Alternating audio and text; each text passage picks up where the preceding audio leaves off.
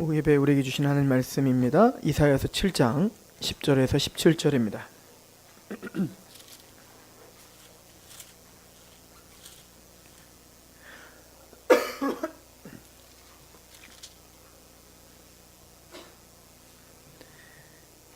이사야서 7장 10절에서 25절까지 보겠습니다. 이사야서 7장 10절에서 25절까지 말씀입니다. 제가 봉독하겠습니다. 하나님의 음성으로 들으시길 소망합니다. 여호와께서 또 아하스에게 말씀하여 이르시되 너는 내 하나님 여호와께 한 징조를 구하되 깊은 데에서든지 높은 데에서든지 구하라 하시니 아하스가 이르되 나는 구하지 아니하겠나이다. 나는 여호와를 시험하지 아니하겠나이다 한지라. 이사야가 이르되 다윗의 집이여 원하건대 들을지어다. 너희가 사람을 괴롭히고서 그것을 작은 일로 여겨 또 나의 하나님을 괴롭히려 하느냐? 그러므로 주께서 친히 징조를 너희에게 주실 것이라. 보라, 처녀가 잉태하여 아들을 낳을 것이요 그의 이름을 임마누엘이라 하리라. 그가 악을 버리며 선을 택할 줄 알 때가 되면 엉긴 젖과 꿀을 먹을 것이라. 대저 이 아이가 악을 버리며 선을 택할 줄 알기 전에 내가 미워하는 두 왕의 땅이 황폐하게 되리라. 여호와께서 에브라임이 유다를 떠날 때부터 당하여 보지 못한 나를 너와 내 백성과 내 아버지 집에 임하게 하시리니 곧 아수르 왕이 오는 날이니라. 그날에는 여호와께서 애굽 하수에서 먼 곳에 파리와 아수르 땅에 벌을 부르시리니 다 와서 거친 골짜기와 바위 틈과 가시나무 울타리와 모든 초장에 앉으리라. 그날에는 주께서 하수 저쪽에서 세내온 삭도 곧 아수르 왕으로 내 백성의 머리털과 발털을 미실 것이요 수염도 깎으시리라. 그날에는 사람이 한 어린 암소와 두 양을 기르리니 그것들이 내는 젖이 많으므로 엉긴 젖을 먹을 것이라. 그 땅 가운데 남아있는 자는 엉긴 젖과 꿀을 먹으리라. 그날에는 1000그루의 은 1000개의 가치가 있는 포도나무가 있던 곳마다 찔레와 가시가 날 것이라. 온 땅에 찔레와 가시가 있으므로 화살과 활을 가지고 그리로 갈 것이요 보습으로 갈던 모든 산에도 찔레와 가시 때문에 두려워서 그리로 가지 못할 것이요 그 땅은 소를 풀어 놓으며 양이 밟는 곳이 되리라. 아멘. 우리는 너무도 잘 알고 있는 예언의 말씀을 보고 있습니다. 아하스 왕에게 한 징조를 구하라고 했고 나는 징조를 구하지 않겠습니다 라고 하는 겉으로는 믿음이 있는 척하지만 속에는 불신앙이 가득한 아하스에게 하나님은 징조 하나를 주권적으로 보여주시겠다라고 하시죠. 그게 바로 임마누엘이라 하라. 처녀가 아들을 낳으리니 그 이름을 임마누엘 하라. 이 징조가 너에게 있을 것이다 라고 예언했습니다. 우리는 마태복음 1장의 말씀으로 비추어 처녀가 잉태한 아들을 낳으니 임마누엘은 예수님입니다 라고 우리는 압니다. 그런데 그렇게 쉬운 문제는 아닌 것이 이 이사야서 7장을 집에서 읽어보신 분들은 아시겠지만 문맥적으로 볼 때 도대체 왜 예수님인지 이해가 가지 않죠. 왜냐면 오늘 제가 이사야서 7장과 8장 초반까지 우리가 같이 갈 텐데 가만 보면 이게 논쟁이 많아요. 이게 그 처녀가 잉태한 아들을 낳는데 임마누엘 한다. 이 아들이 누구냐? 처녀는 누구냐? 이 논쟁이 많단 말이에요. 오늘 물론 이제 예수님을 예언하는 겁니다. 그럼 우리가 왜 이걸 예수님으로 봐야 되며 또 우리에게는 이제 구원자이신 예수 그리스도, 예수님이 이 땅에 오신 것이 하나님이 우리와 함께하는 징조이죠. 그리고 구원의 징조이고요. 그러면은 아하스에겐 도대체 이게 무슨 의미가 있냐는 거예요. 생각해 보세요. 자기 때에는 전혀 상관도 없고 앞으로 한참 후에 있을 예수님이 태어나셔서 그 얘기가 도대체 아하스에겐 또 어떤 의미가 있어서 지금 아하스에게 굳이 물어보고 싶지 않다는 아하스에게 굳이 이 징조를 줬냐고요. 이사야서 전체의 맥 속에서 도대체 이 처녀가 아들을 낳을 것이라는 이 예언이 도대체 어떤 의미가 있고 성경 전체에서 어떤 의미가 있는지 우리 오늘 같이 상고해 보려고 합니다.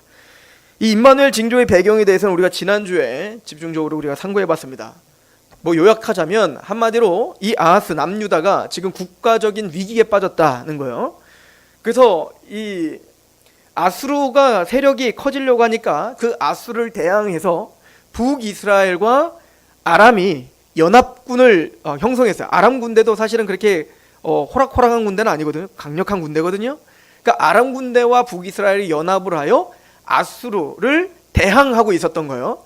그럼에도 불구하고 지금 뭐가 문제냐면 남유다예요. 왜냐면 아수르를 대항할 때 적어도 2대1로 싸우면 괜찮은데 이게 2대2가 돼버리면, 그러니까 남유다가 아수르 편을 들 것 같은 거죠. 그러니까 그 아수르를 치기 전에 먼저 이제 이 연합군이 남유다의 친아수르 정권인 아하스를 제거해버리고 자기들의 말을 잘 들을 수 있는 왕조로 바꿔버리려고 하는 상황인 겁니다. 그래서 이 연합국이 지금 남유다를 한번 싹 휘짓고 갔습니다. 그래서 우리가 지난주에 상고해봤지만 열왕기 하와 역대하를 우리가 같이 봐야 됐다고 했잖아요. 근데 열왕기서의 기자는 그 연합국이 쳐들어왔지만 능히 이기지 못하더라 라고 기록했는데, 그것은 남유다가 힘이 세갖고 보호를 잘했다는 얘기가 아니라 우리가 잘 알듯이 다 뺏겼다니까요. 다 끌려가고 포로 끌려가고 막 죽임당하고 어떤 신학자들은 거기 보면 그 아하스를 그 아람 군대에게 손에 붙였느니라 라고 할 때 아마 아하스도 끌려갔다라고 하는 신학자들도 있습니다.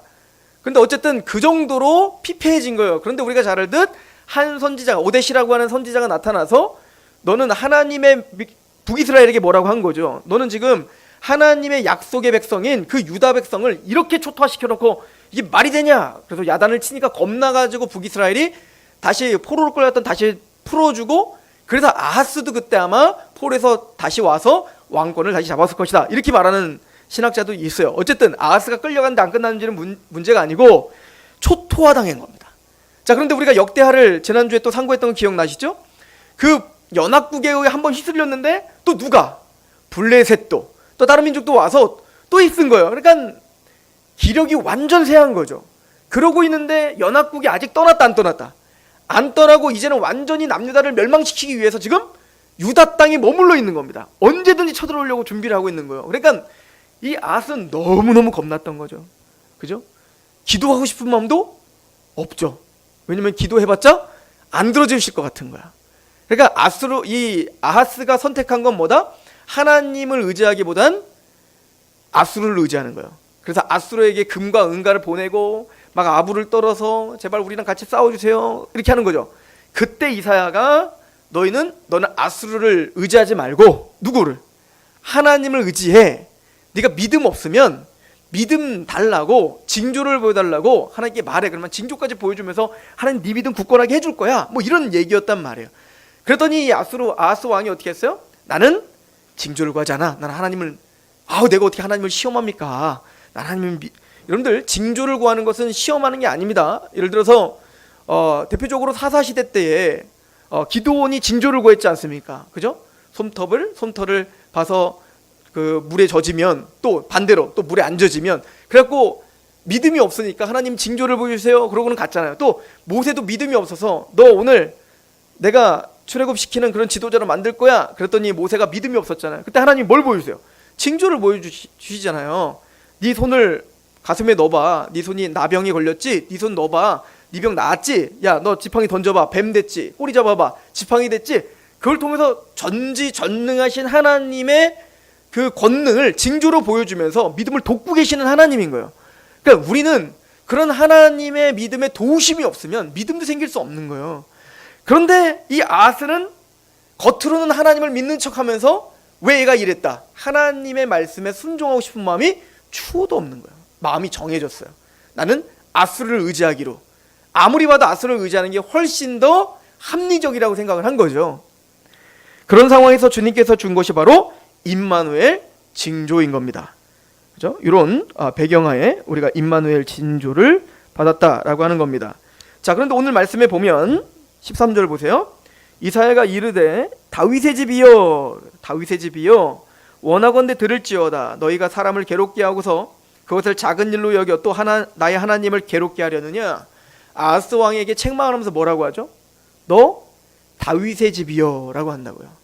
사실은 하나님을 뭘 의지하게 하려고 하느냐면 하나님이 약속하신 다윗에게 주신 다윗 언약을 기억하게 하는 거예요.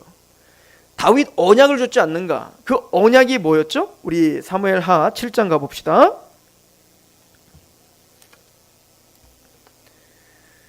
성경 전체의 어떤 문맥 속에서 몇 가지 우리가 꼭 기억해야 될 언약들이 있습니다. 그걸 우리는 은혜 언약이라고 하는데요. 하나님의 은혜의 맥을 잡아주는 언약인데 노아에게 주신 또 아담에게 주신 창세기 3장 15절에 여자의 후손이 뱀의 머리를 밟겠다 하신 그 언약으로 시작하여 노아에게 주신 무지개 언약과 그리고 아브라함에게 창세기 12장, 15장, 17장, 22장에 주신 아브라함과의 맺으신 언약, 그리고 이삭에게 맺으신 언약, 야곱, 그리고 유다, 그리고 다윗에게 주신 언약, 이런 언약들은 대단히 중요한 언약들이에요. 우리의 성경을 보는 시각을 열어주는 언약들이죠. 그 가운데 사무엘하 7장에 다윗 언약을 주셨습니다.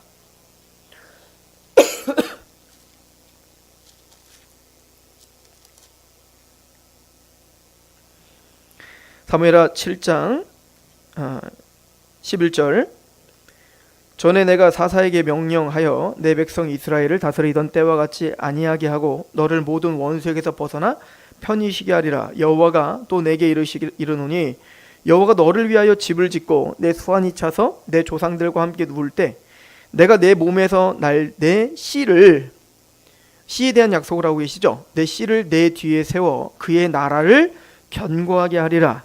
그는 내 이름으로 위하여 집을 건축할 것이요 나는 그의 나라 왕위를 영원히 견고하게 할 거예요. 그러니까 다윗의 씨가 하나님의 집을 건축할 것이고 하나님은 그 다윗의 씨의 나라를 영원하게 하실 거예요. 이게 다윗 언약의 핵심입니다.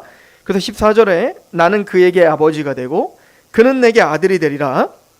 그가 만일 죄를 범하면 내가 사람의 매와 인생의 채찍으로 징계하려니와 내가 내 앞에서 물러나게 한 사울에게 내 은총 헤세드입니다. 이 헤세드를 빼앗는 것처럼 그에게서 빼앗지는 아니하리라. 내 집과 내 나라 내 앞에서 영원히 보존되고 네 나라가 내 앞에서 영원히 보존되고 내 왕위가 영원히 견고하게 하리라 하셨다 하라. 나단이 이 모든 말씀들과 이 모든 계시대로 다윗에게 말하니라. 그러니까 다윗 언약의 핵심은 뭐예요? 너의 씨가 하나님의 집을 지을 거고 하나님은 너의 씨의 나라를 영원하게 할 것이며 궁극적으로 너의 왕위와 너의 나라가 영원히 견고하게 될 거다. 이게 이제 다윗 언약의 핵심입니다. 자, 1차적으로 아하스에게 다윗의 집이요 라고 말한 건 너는 정치를 의지하지 말고 외교를 의지하지 말고 뭘 의지하라는 거예요? 하나님의 약속을 의지해라 라고 하는 거죠. 믿음은 들으면 사람은 들으면 그리스도의 말씀으로 말미암는 거예요. 하나님의 약속을 믿는 믿음이 믿음이죠. 그러니까 다윗은 하나님께서 다윗에게 주신 그 언약이 이렇게 약속했으니까 아무리 북이스라엘과 아람이 연합국으로 우리에게 쳐들어올지라도 그들이 우리 왕국을 패망시킬 수 있다 없다? 없다라고 믿어야 되는 겁니다. 아무리 봐도 패망당하기 지금 너무나 패망당할 게 불보듯 뻔할지라도 뭐를 믿으라는 거예요? 다윗에게 언약하신 그 약속을 의지하라 라고 하는 거죠. 그러니까 이스라엘 백성들은 때로는 그것을 못 믿고 두려워할 수 있죠. 백성들은 말입니다. 그러나 적어도 누구는 두려워하면 안 돼요. 왕은 그러면 안 되는 거예요. 왕은 하나님의 말씀 앞에 서서 그 하나님의 약속으로 아무리 현실적으로 아무리 합리적으로 지금 연합국이 우리를 쳐서 부셔버리고 우리는 왕국이 끝장날 것 같은 날일지라도 왕은 하나님의 율법을 주야로 묵상하며 그 언약 위에 서서 백성들을 다독거리고 안식을 주고 평화를 줘야 되는 게 왕이 책무예요. 걱정 마라. 하나님을 바라봐라. 하나님의 약속에는 우리의 왕국을 다윗의 왕조를 영원히 굳건하게 한다는 약속이 있다. 제 아무리 그들이 연합국이 우리에게 쳐들어온다 할지라도 아수르가 막아줄 수 없고 바벨론이 막아줄 수 없고 애굽이 막아줄 수 없고 오직 여호와 만군의 여호와 하나님만이 막을 수 있다. 이거를 선포해야 되는 사람이 누구예요? 왕이 그 일을 해야 된다고요. 그런데 이 아하스는 왕이 앞서서 어떻게 하는 거예요? 우상을 숭배하고 다메섹, 그 아람 군대의 다메섹의 제단을 띄워와 그 제단을 세워놓고 우상 숭배를 하고 또 자녀들을 불의에 지나가게 하여, 왜죠? 하나님의 말씀 갖고는 안 되는 겁니다. 그러니까 자꾸 이방의 종교들을 끌어들여 가지고 저 이방의 어떤 삶의 법칙, 이방의 가치관, 이런 것들을 교회에 끌어들여서 그렇게 살면 우린 잘 될 거야 라고 하는 망상 가운데 백성들을 다 휘몰아치는 거예요. 누구처럼? 북이스라엘 아합 왕처럼 말입니다. 그 아합 왕이 이세벨, 그 바알 숭배자의 딸인 이세벨을 데려다가 하나님을 숭배해야 될 북이스라엘을 완전히 바알 숭배로 전락시켜버린 것처럼, 아하스는 그의 아버지와 할아버지가 했던 것처럼 하나님에게 서 있지 않고 그는 우상 숭배하며 여전히 하나님을 대적하는 마음으로 그렇게 사람들을 불안에 떨게 만들어버리는 거예요. 이게 지금 아하스의 죄인 겁니다. 그러므로 1차적으로는 하나님이 뭘 지금 말씀하시는 겁니까? 하나님의 약속을 믿지 못하는 그의 믿음 없음을 드러내고 계시는 거죠. 그러나 또한 우리가 오늘 이 말씀을 보시면 알겠지만, 처녀가 잉태하여 아들을 낳으리니 임마누엘이라 하라. 도대체 처녀의 아들은 누굴까요? 이 처녀라는 단어가 여기 알마라고 써 있어요. 하는 이제 정관사고요. 더죠. 알마는 처녀예요. 근데 이 알마라고 하는 단어가 논쟁이 굉장히 심해요. 왜냐하면 히브리어 알마라고 하는 단어는 처녀라고도 쓸 수 있지만 젊은 여자라고도 쓸 수 있어요. 그러니까 이거는 처녀가 아니다. 이거는 그러니까 남자와 잠자리를 갖지 않은 처녀를 말하는 게 아니라 그냥 젊은 여인이 아이를 낳을 거다를 이야기한 거다. 그럼 도대체 이게 뭐가 맞을까요? 이게 좀 논쟁이 있는 거예요. 그런데 마태복음 1장 분명히 처녀가 잉태해 아들을 낳을 것이다 이렇게 하잖아요. 왜? 그건 헬라어이기 때문에. 근데 우리가 분명한 거는 이제 구약 성경이 히브리어로 써졌는데 그 히브리어가 예수님이 오시기 훨씬 전에 헬라어로 번역이 됐어요. 그러니까 신약의 기자들은 거의 헬라어 성경을 봤단 말이에요. 그걸 뭐라고 하냐면 70인역이라고 해요. 셉타준트라고 불러요. 근데 그 70인역에 이 알마라고 하는 단어를 번역을 할 때 파르테노스라고 하는 단어로 번역을 하는데, 이 파르테노스는 빼도 박도 못하고 그냥 처녀예요. 젊은 여자라고 하는 뜻이 아니라 이건 처녀라는 뜻으로 번역을 한 거예요. 그러니까 기본적으로 구약에 있는 사람들은 이 단어를 뭘로 이해했던 거예요? 처녀로 이해했던 겁니다. 그러니까 사실 기적이죠. 그런데 문맥을 보면 이 아들이 누군지가 또 나와. 8장 가봅시다. 8장 1절부터 보시면, 그래서 그 예언을 하신 다음에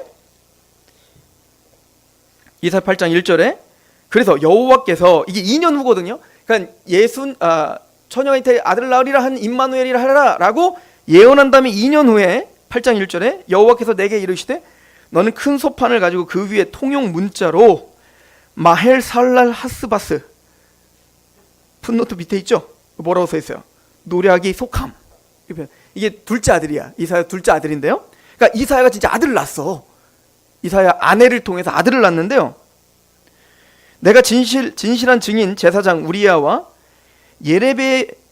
예베레기야의 아들 스가랴를 불러 증언하게 하리라 하시더니 내가 내 아내를 가까이 하매 그가 임신하여 아들을 낳은지라 여호와께서 내게 이르시되 그의 이름을 마헬살랄 하스바스라가 하라. 이는 이 아이가 내 아빠 내 엄마라 부를 줄 알기 전에 다메섹의 재물과, 다메섹은 아람의 그 도시예요. 아람의 수도. 다메섹의 재물과 사마리아, 여기는 북이스라엘의 수도, 사마리아의 노략물이 아수르 앞에 옮겨질 것임이라 하시니라. 자, 7장 그 문맥으로 보세요. 지금 7장에 북이스라엘과 아람이 연합군이 쳐들어오는데 하나님이 아하스에게 뭐라고 말해요? 그들의 계획은 서지 못할 거다. 그들이 너희를 쳐들어오는 것 같지만 그들은 절대 너희를 멸망시키지 못할 거다. 이게 실제적으로 2년 후에 어떤 일이 벌어지냐면 아수르가 누굴 쳐버리냐면 그 연합국을 쳐서 완전 초토화시켜버려요. 아예 아수르는 북이스라엘을 완전 패망시켜버리죠. 그러니까 하나님의 진짜 말씀대로 그들의 계획은 서지 못하게 되는 거예요. 근데 그게 언제 일어나냐면 이사야가 그 아내, 그 아내를 통해서 둘째 아이가 태어나고 난 다음에 그 아이가 엄마, 아빠 말하기 전에 그 일이 벌어지는 거예요. 그러니까 지금 이사야서 7장의 예언이 그대로 성취되는 거죠. 만약에 그 알마가 처녀가 아니라 그냥 젊은 여자라고 하면 이사야의 아내도 젊은 여자가 되는 거잖아요. 그러면 그 너의 아내가 아이를 낳고 아까 보니까 선악을 분별하기 전에 이 말을 계속 하잖아요. 7장에 분별하기 전에 이 하나님의 말씀이 이루어질 거야. 정말 8장에 보니까 정말 이루어진 거예요. 그래서 이사야의 아내가 정말 아들을 낳고 그 이름을 마셀라 아스바스라고 짓고 이건 노략이 속함 이 얘기거든요. 그러니까 하나님이 그들을 노략하여 하나님이 우리를 속해 주시고 하나님이 정말로 하나님의 약속대로 남유다를 보호하시며 그리고 아수르를 통해서 연합국을 부셔버린 성취가 8장 1절부터 기록되어 있는 거예요. 그러니까 유대인들은 지금도요 그냥 자연스럽게 이 처녀는 알마는 젊은 여자이고 그래서 그 여자의 아들은 물론 뭐 왕의 아들이냐 뭐 논쟁은 좀 있지만 가장 정설로 믿고 있는 거는 이 처녀의 아들은 바로 이사야의 아들이다 이렇게 생각을 한다고요. 제가 히브리 대학교에서 공부하고 있는 그 분과 2시간을 통화했어요. 근데 유대인도 그렇게 생각한대요. 아니 처녀가 잉태하 아들을 낳으리니 봐라 이거는 이사야의 아들을 예언한 거다 이렇게 유대인들은 믿고 있다는 겁니다. 근데 문맥적으로 딱 이사야의 아들이잖아요. 그런데 문제는 지금 유대인들도 아리송한 건 이거를 알마를 그러면 헬라어로 번역을 할 때 처녀라고 번역을 하지 말고 그냥 젊은 여자라는 단어가 따로 있거든요. 그걸로 썼어야 되는데 지들이 번역할 때 뭐라고 번역했어요? 이거를 처녀로 번역을 했단 말이에요. 그리고 우리는 사실은 구약만 믿는 게 아니라 신약이 계시받은 하나님의 영감받은 말씀이라는 걸 우리 믿는 신약의 관점에서는 빼도 박도 못하고 이거는 알마는 처녀인 겁니다. 기적인 거죠. 그래서 왜냐면 아니 마태가 그렇게 기록했으니까 영감받은 마태가 그러면 우리는 처녀 잉태의 아들 낳으니 바로 예수다 이렇게 그냥 믿는데 이게 그냥 구약학자들은 이게 쉬운 싸움이 아니라는 얘기인 거예요. 뭔 얘기인지 아시겠죠? 자 그러면 이걸 우리는 어떻게 봐야 되는가? 이것은 이중적 예언입니다. 무슨 얘기냐면 자 아까 다윗 언약도 한번 생각해 보세요. 너의 씨가 나의 집을 지을 거다. 성전 짓겠다는 거잖아요. 아까 사무엘 7장에 어떤 내용이냐면 다윗이 자신을 생각할 때 목동이었던 자신을 왕으로 세우신 하나님의 은혜가 너무 큰 거예요. 이게 무슨 은혜입니까? 도대체 내가 누구고 나의 집이 무엇이기에 나에게 이런 은혜를 베푸신 겁니까? 하나님 너무 고마우니까 내가 하나님 집 줘드릴게요 이랬던 거잖아요.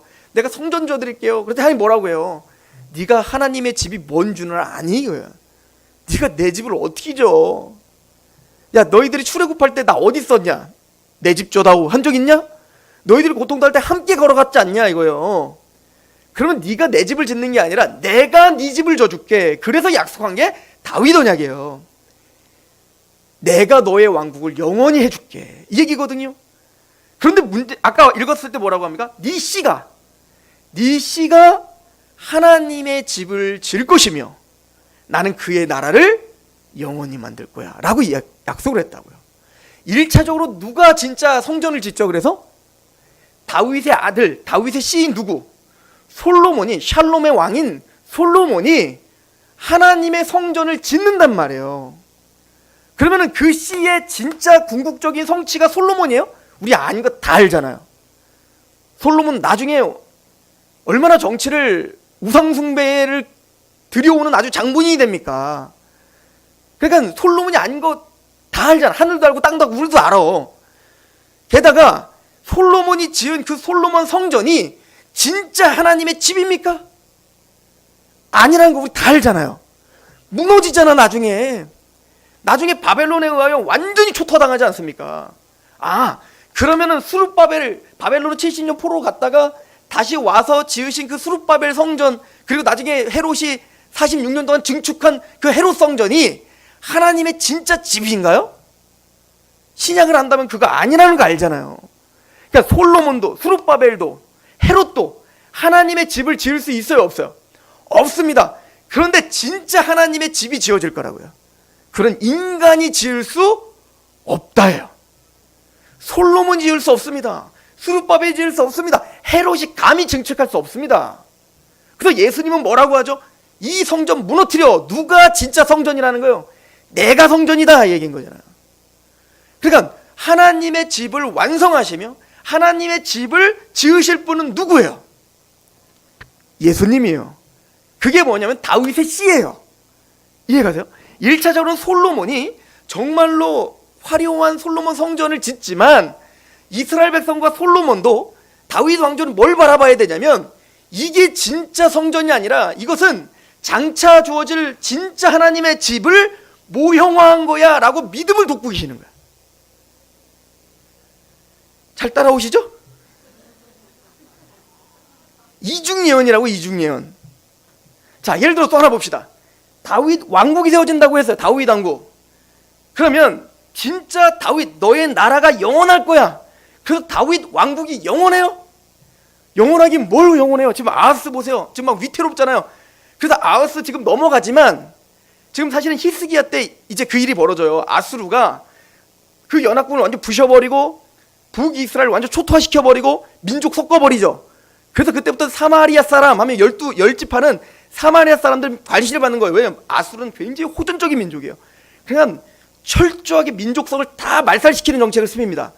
한 집도 빠짐없이 다 외국인과 다 결혼시켜버리는 거예요. 피를 섞어버리는 거죠. 그러니까 남유다와 베냐민이 보기에는 그들은 혈통이 유지가 되니까. 왜냐면 바벨론이 나중에 남유다를 패망시키지만 바벨론은 아수르 정책같이 정책을 피지 않아요. 바벨론은 종교를 인정해주고요, 잘 따라오기만 하면 그 민족을 잘 이렇게 보호할 수 있도록 보호해주는 정책을 핍니다. 그러니까 남유다는 그것도 하나님의 은혜죠. 다윗에게 약속한 그 약속을 성취하시는 은혜인 거야. 바벨론을 들어서. 어쨌든 북이스라엘 아수르에 완전 패망하고 그때부터 사마리아 사람, 그래서 예수님 시대에 사마리아 사람들 그렇게 관심받았던 이유가 10지파는 이제 없는 거야.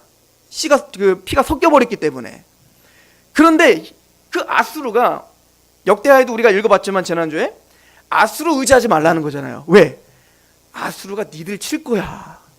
그러니까 니들 아수르한테 금, 은 막 보내봤자 지금은 아수르 도와줄 것 같지? 네 생각에는 하나님보다 그게 더 빠른 것 같지? 우리로 말하면 니들 하나님 약속 의지하는 것보다 지금 돈 의지하고 지금 정치 의지하고 경제 의지하고 지금 어떤 사람 의지하는 게 훨씬 빠른 것 같지? 웃기지 마. 궁극적으로는 그게 너희에게 다시 부메랑이 되어서 너희를 치는, 너희를 비참하게 하는 도구가 될 거야 라고 이제 예언한 것인 거거든요. 정말 어떻게 했어요? 히스기야 때 아수르가 말머리를 돌려 어디를 침공합니까?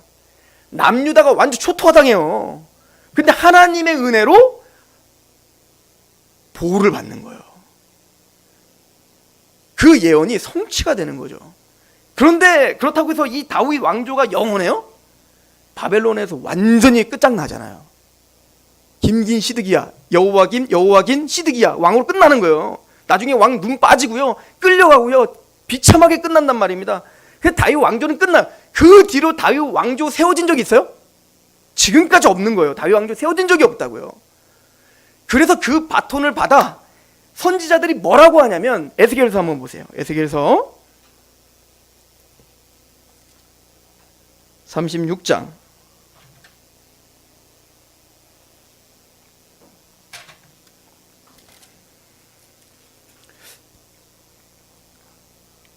35장 보겠습니다. 35장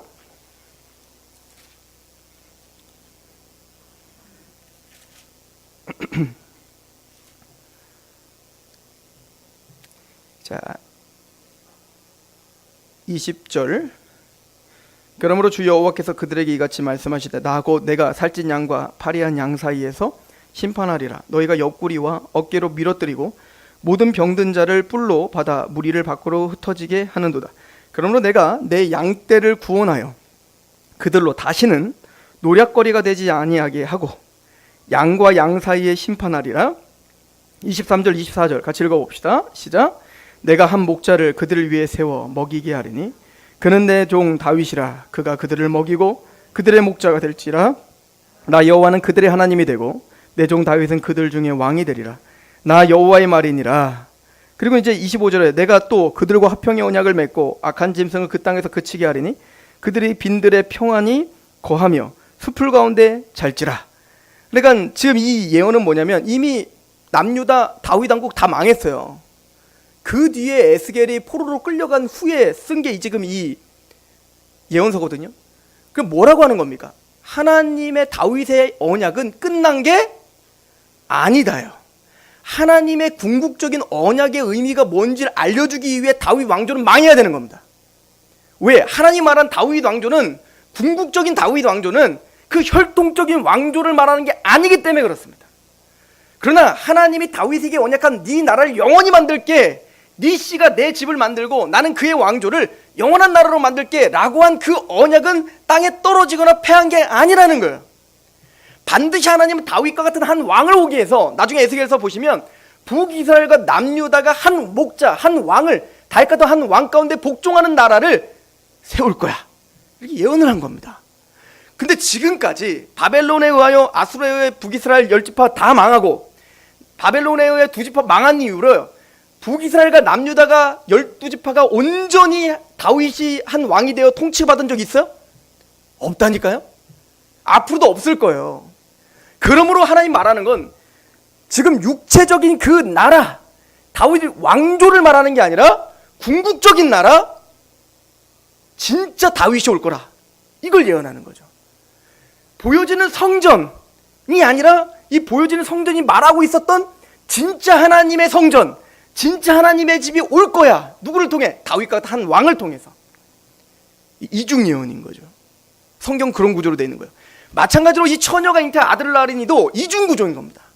1차적으로는 믿음이 없는 아수르에게 지금 충격을 주는 겁니다.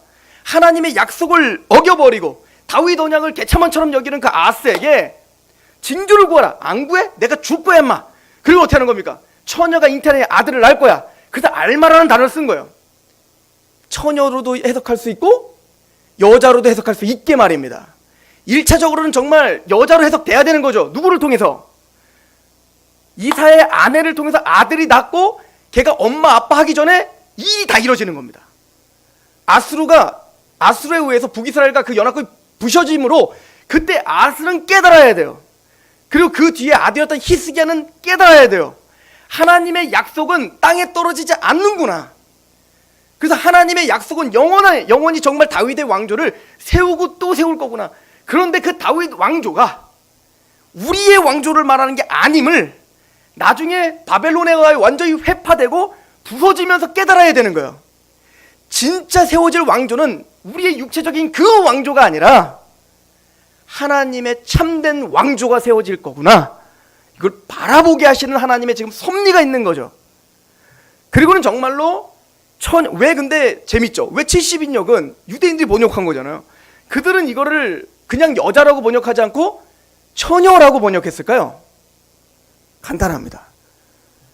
이 여자 처녀가 아들을 낳으리니 임마누엘 하라 하신 그 아들은 그냥 사람이 아니라는 걸 알았던 거예요. 왜냐면 나중에 이제 이사야서 9장에 가면 한 아기가 있을 건데 그 한 아기는 뭐래요? 그 어깨에 정사를 메었고 기묘자라 모사라 전능한 하나님이라 영존하는 아버지라는 칭호를 받아요.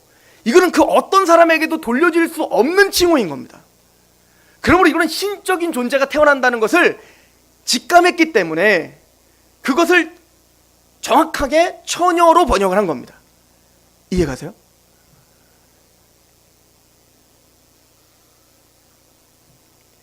그렇다면 이 약속이 성경 전체에서 어떤 의미가 있죠?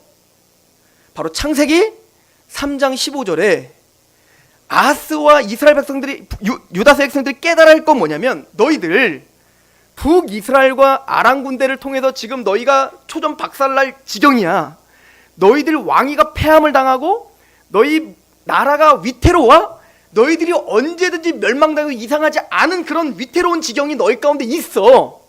근데 그 위기를 바라보며 진짜 위기가 뭔지를 봐야 되는 겁니다. 진짜 위기는 뭐예요? 자신이 하나님을 떠나 영적인 질병 가운데 걸리고 죄 가운데 영원한 파멸 가운데 있다는 것을 알아야 되는 거예요. 자신은 지금 아수르에 의하여 지배를 당하고 바벨론에 의하여 지배를 당하는 차원이 아니라 우리 영혼이, 우리 인류가 아담이 타락한 이후에 죄와 사단의 권세로 우리는 그렇게 위태한 지경이 있다는 걸 바라봐야 된단 말입니다. 그걸 바라볼 수 있어야 아담에게 죄를 범한 아담에게 여자가 아들을 낳으리니 그 아들이 여자가 아들을 낳아 뱀의 머리를 밟겠다. 너희를 타락시키고 너희를 지금 지배하고 있는 그 죄와 사단의 권세를 밟고 너희를 구원할 메시아가 올 것이다 라고 하는 메시지가 무엇인지를 알 수 있는 방법은 자신이 얼마나 죄인지를 알아야 된단 말입니다. 근데 문제는 아하스 보세요. 자신이 하나님 앞에 통회함이 있습니까? 왜 지금 북이스라엘과 지금 아람 군대가 우리에게 지금 위협으로 다가오지? 뭐 때문이었대요? 역대하는 우리가 지난주에 봤잖아요. 우상숭배 때문이 아닙니까? 그의 죄 때문에 아닙니까? 이사야가 우리에게 1장부터 6장까지 서론인데 이사야가 남유다에게 말한 게 뭡니까? 너희가 머리부터 발끝까지 성한 데가 없을 만큼 병들었다 이거잖아요. 너희들은 지금 당장 멸망당해도 합당한 죄 가운데 있다 이거잖아요. 그럼 하나님이 지금 이스라엘에게 요구하는 게 뭡니까? 남유다에게 회개요, 회개. 회개하고 주 예수를 믿으라는 겁니다. 하나님을 믿으라는 겁니다. 돌이키라는 겁니다. 근데 이들은 그럴 마음이 없는 거예요.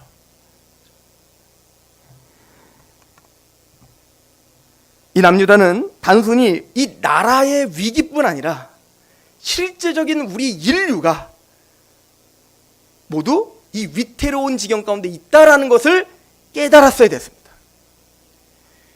언제까지 못 깨닫죠, 얘네가? 예수님 시대까지 못 깨닫는 거예요. 그러니까 세례 요한이 회개하라, 천국이 가까웠다. 그런데 뭐래요? 회개 안 하잖아요. 예수님이 회개하라, 천국이 가까웠다 하니까 뭐래요? 율법 다 지켰대잖아요. 그래서 예수님이 살인하지 마가 살인죄가 아니라 형제를 미워하는 게 이미 살인죄야 임마. 아무리 그 율법의 의미를 드러내도 죄 안 졌다는 거 아니에요. 그래서 너무 못 깨달으니까 예수님이 니들이 얼마나 비참한 죄에 있는지 내가 보여줄게. 나병 환자를 고치고 열병 환자를 고치고 중풍 환자를 고치고 못 보고 못 듣고 말 못하는 그 사람을 고치고 귀신 들린 자를 고치고 다 비참하다 여기는 그 사람들을 고치면서 뭐라는 거예요? 니들이 바로 그런 영적 죄인이라니까. 니들이 보지 못하고 듣지 못하고 나병 환자처럼 부정하고 너희들이 심판받기 합당한 열병 환자고 니들이 자유롭다고 하는 너희는 죄와 사단의 종이고 사단의 권세가 너희를 얽어매고 있는, 그래서 당장이라도 너희는 지옥불에 던져져도 아무런 반항할 수 없는 그런 죄인이야. 이렇게 쳐다보는 것처럼 못 깨닫는 거예요. 그러니까 얘네들이 오직 유일한 방법은 뭐밖에 없다는 겁니까? 내가 죽는 거야. 내가 죽는 거야. 그래서 이사야 전체가 그건 거예요. 앞으로 메시아가 올 건데 보지 못하는 사람을 보게 하고 듣지 못하는 사람을 듣게 하고 걷지 못하는 사람을 사슴처럼 뛰게 하고 얽매인 자를 해방시키고, 지금 이사야가 뭐 설명하고 있는 것 같습니까? 단순히 국가적 위기가 아니라 우리 영혼의 문제를 계속 설명하는데 알아먹지를 못하는 겁니다. 그냥 육적인 우리 왕국이 강성해지는 메시아를 말하는 게 아니라 그런 영적인 궁극적인 우리 인간의 죄와 사단의 문제를 해결할 다윗과 같은 왕을 주신다는데 우리가 어떤 지경인지도 깨닫지를 못하는 거예요.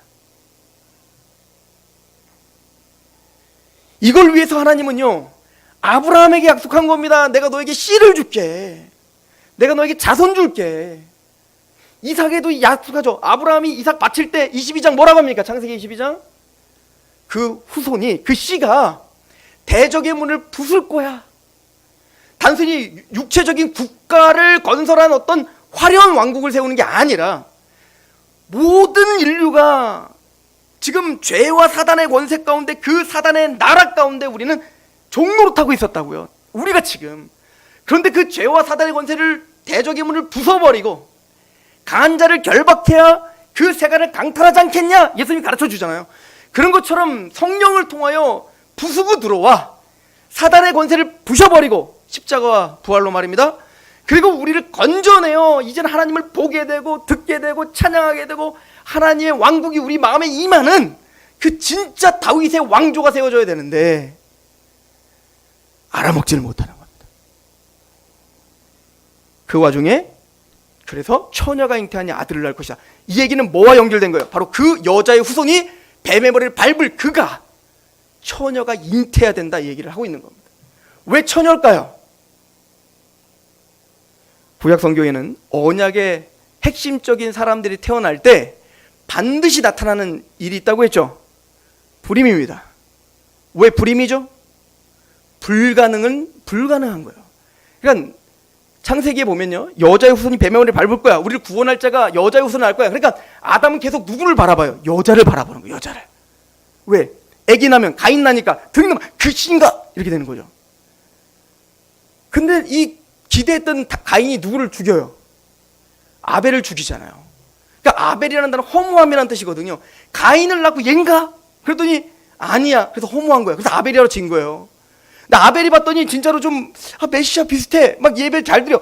근데 누가 쳐죽임을 당해? 아벨이 쳐죽임 당해. 그러니까 또 여자가 또 잉태했네. 그 이름이 누구예요? 아벨과 다른 씨를 주셨으니 셋이라. 다른 씨라는 뜻이라. 그 씨를 주셨네. 그 후손을 주셨네. 또 기대하는 겁니다.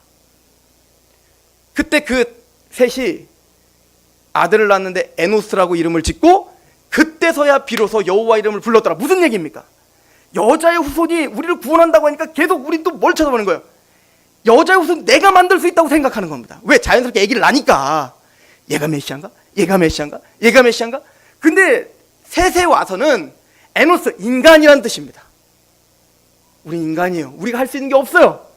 그리고 에노스를 이름을 짓고 그때서야 누굴 바라봐요? 여호와를 바라보는 거예요. 메시아도 우리가 만들 수 있는 게 아니라는 거죠. 그래서 중요한 아브라함이 불임이고 이삭이 불임이고 야곱의 라헬이 불임이고 계속 불임인 이유가 뭐냐면 그 언약의 씨는 너희의 어떠한 것으로 만들어지는 게 아니라 하나님의 절대 주권과 하나님의 절대적인 은혜로만 오시는 메시아인 거예요. 그럼 그 불임의 절정이 뭐야? 천연 겁니다. 하나님의 절대 주권 속에서 하나님의 열심으로만 주어지는 구원을 설명하기 위한 거죠. 그분이 바로 예수 그리스도인 거예요. 인간의 그 어떤 노력이 감히 될 수 없는, 우리의 마음을 부셔버리고 들어와 하나님의 나라, 영원한 나라를 세우실, 그래서 우리를 성전 삼아 주실, 하나님의 집을 짓고 또 온전히 새하늘과 새 땅에 하나님의 성전이요 하나님의 나라를 완성하실, 처녀가 잉태하리니 아들을 낳을 것이요 그 이름을 임마누엘이라. 그것이 하나님이 함께 하시는 증거다. 잘 이해됐는지 모르겠습니다. 그러나 분명한 사실은 예수님을 통하여 우리가 하나님의 집이 되었고 예수님을 통하여 영원한 하나님의 왕국이 우리에게 임했습니다. 그 얘기는 그 언약을 기대하며 우리의 어떤 상황을 기대하는 게 내 열심과 내 노력이 만든 열매가 아니라 철저하게 100% 하나님의 은혜로 주권으로 세워진 그 나라가 이미 우리에게 세워졌습니다. 나는 너희 하나님이 되고 너는 내 백성이 되리라. 오늘 말씀에 다윗에게 보여주신 사무엘하 7장엔 나는 그의 아버지가 되고 그들은 내 아의 자식이 될 것이다. 그래서 우리는 하나님을, 그리스도를 주님, 내 왕이라고 고백할 뿐만 아니라 하나님을 아버지라고 고백할 수 있는 거예요. 그 정점에 예수님이 아니라면 그 하나님 나라는 이루어질 수 없음을 우리에게 드러내주고 계시는 겁니다. 기도하겠습니다. 하나님, 아하스의 믿음 없음을 봅니다. 아하스의 죄됨을 봅니다. 우리가 그렇게 완고하고 우상숭배하며 도저히 깨달을 수 없는 아직 가운데 사는 자들임을 봅니다. 아하스의 믿음 없음과 상관없이 하나님은 다윗에게 약속하듯, 아니 아브라함에게 약속했듯, 아니 아담에게 약속했듯 처녀가 잉태 아들을 낳으리니 임마누엘을 하라. 내가 너와 함께하고 있다는 것을 반드시 알게 하마 라고 약속하셨듯 예수님 자기 아들을 죽이기까지 하시며 하나님이 우리와 어떻게 함께 가시는지를 증명해 주셨습니다. 그래서 우리가 하나님의 집이 되었고 하나님의 나라가 되었습니다. 그 하나님께서 우리와 동행하시되 우리와 함께 하시되 영원히 함께 하심을 믿게 하시옵소서. 이 약속이 우리의 생각과 마음을 뒤흔들어 우리를 인도하는 능력이 되게 하옵소서. 예수 그리스도 이름으로 감사하며 기도합니다. 아멘. 찬양하겠습니다.